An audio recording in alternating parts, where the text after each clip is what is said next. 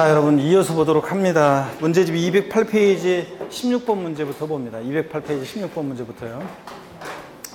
그 1차 과목이 확실하게 돼야지 2차 하겠다 이런 생각하시는 분들은 고맙긴 하지. 내년에 또 보니까 이제 고맙긴 한데 그렇잖아요. 저희들 생계를 위해서 내년에 또 공부해 주겠다니까 우리는 얼마나 반갑고 고마워요. 내년에 또 보고 그러면 익숙하고 그러니까. 근데 1차가 완벽하게 만족스럽게 이렇게 되기가 쉽지가 않습니다, 여러분들. 그냥 그 시험은 그냥 제가 얘기했듯이 한 8월 말쯤 됐는데도 정모사를 봤더니 1차 과목이 평균이 뭐 40 중반 나온다, 45점 이렇게 나온다. 이런 분들은 제가 나이라든가 학원에 온 그 기간 여러 가지 그걸 봤을 때 어떤 분한테는 교수님 저 2차 포기해야 될 것 같아요. 1차만 해야 될 것 같아요. 그러면 제가 어떤 분한테는 예 그렇게 하세요. 하여튼 열심히 화이팅 이러면서 제가 그렇게 하라고 하거든요. 어떤 분한테는 제가 학원에 온 기간이나 나이나 여러 가지 그걸 봤을 때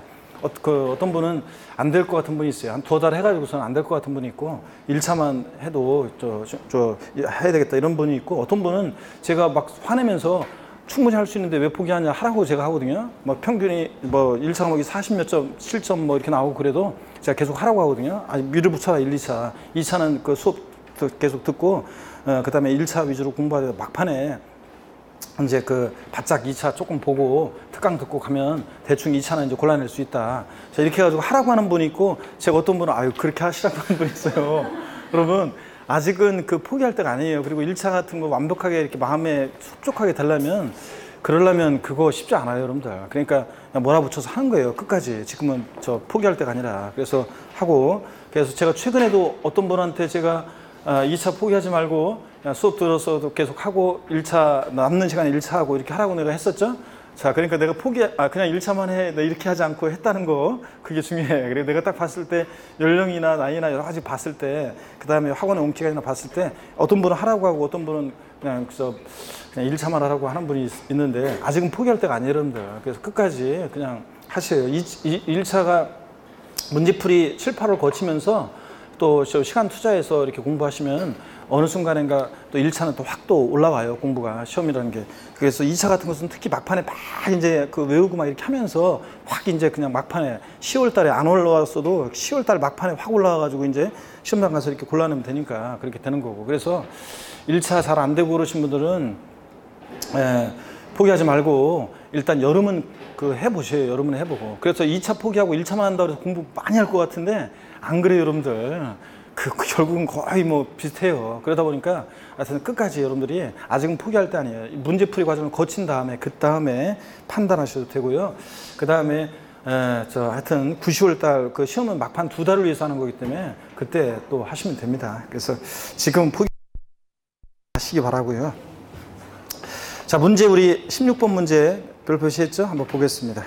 소득세법상 고조의 부동산 임대와 관련해서 발생한 소득에 관한 설명으로 틀린 거 그랬습니다. 1번 국유에 소지하는 주택의 임대소득은 어떻게 한다? 주택수 관계없이 과세가 된다. 또 나왔네요. 2번 질문. 3주택 법령이 정하는 소형주택 아니고요 을 소유하는 자가 받은 보증매 합계액이 2억 원인 경우 법령이 정하는 바에 따라 계산한 간주임대료를 사업소득 총수금액에 산입한다. 산입합니까? 아니죠. 자, 3주택 이상이면서 보증금 합계액이 얼마? 3억 원을 초과해야 합니다. 기출지문인데 당연히 우리가 이걸 알 수 있어야 되는 지문이고요. 자, 그래서 3억 원 초과하지 않았기 때문에 총수금액에 산입하지 않습니다. 3번 지문 봅니다. 2주택이요. 소형주택 아니고 2주택과 2개의 상업용 건물을 소유하는 자가 보증금을 받은 경우에 2개의 상업용 건물에 대해서만 법령이 정한 바에 따라 계산한 간주임대료 사업소득 총수금에 산입한다. 아까 나왔었죠, 여러분들? 그래서 이거 주택은 2주택이니까 보증금 나왔잖아요. 보증금 월세주택이 아니라 전세주택이니까 과세하지 않고요. 상가는 무조건 과세고요. 5번 지문만 볼게요. 사업자가 부동산을 임대하고 임대료 외에 전기료, 수료 등 공공요금의 명목으로 지급받은 금액이 공공요금의 납부액을 초과할 때 초과하는 금액은 사업소득 총수금액이 어떻게 한다? 산입한다고 그랬습니다. 이런 거. 자, 그렇지 않으면 사람들이 다 그냥 이런 명목으로 다 받을 거 아니에요. 공공요금 명목으로. 자, 18번 문제로 가겠습니다.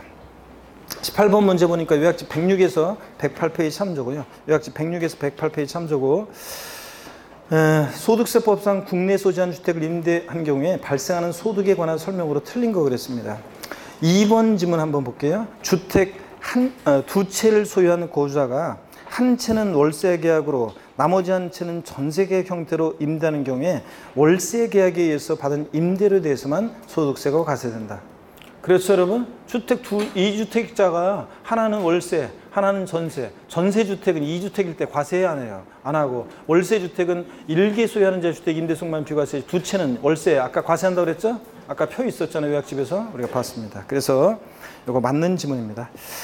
3번 거주의 보유주택 수를 계산함에 있어서 다가구 주택은 어떻게 합니까? 전체를 한 개 주택으로 보대요. 하여튼 지방세에서는 다가구 주택은 매 한 가구마다 독립한 1구의 주택으로 보는데 공동주택 과세형평으로 해서 공동주택처럼 취급하는데 국세에서는 다가구 주택은 전체를 하나의 주택으로 봅니다. 구분 등기된 경우는 각각을 1개 주택으로 계산하고요.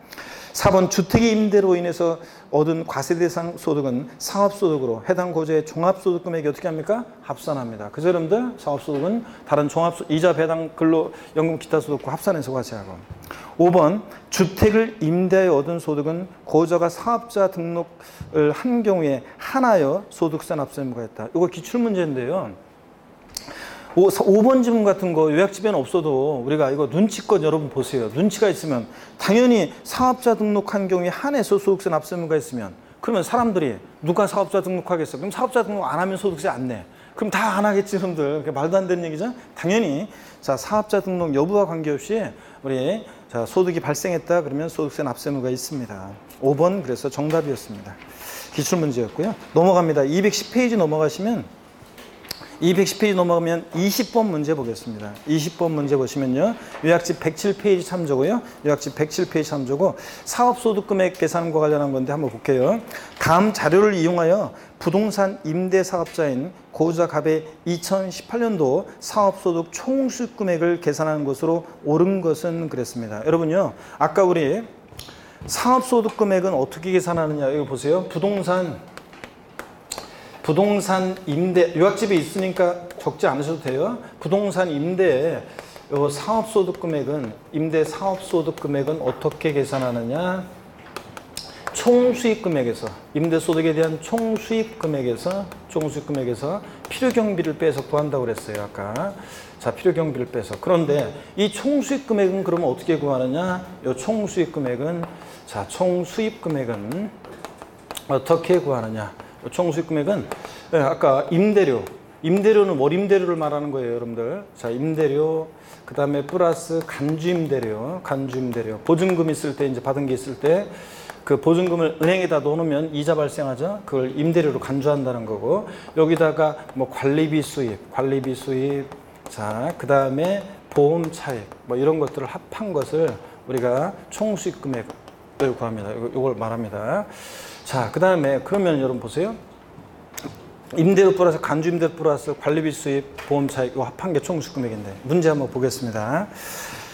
양가로 1번 보니까 박스 안에 갑은 국내 주택 3채 각각 기준일까지 모두 3억 초과했고요. 3채를 소유하고 그중 하나의 주택을 임대하고 있다.